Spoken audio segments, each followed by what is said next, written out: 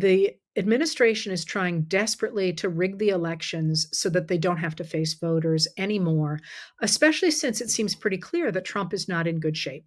And these Epstein files are going to continue to come out, and they're going to continue to make the Republicans who have enabled Trump look worse and worse. As Trump increasingly weakens, you're going to see more and more frenzy to try and lock up the country.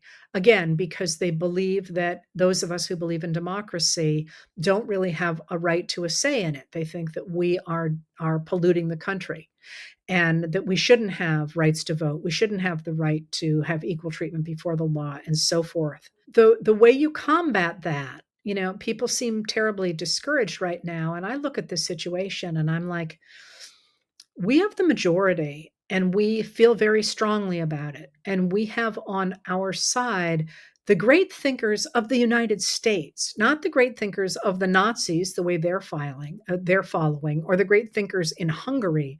We have James Madison, and we have Abraham Lincoln, and we have Fannie Lou Hamer, RFK, the first RFK, JFK, Franklin Delano Roosevelt, Jimmy Carter, the people who stood on the principles of the United States of America, the idea of the American dream, that you could work hard and prosper so long as you were treated fairly and equally before the law.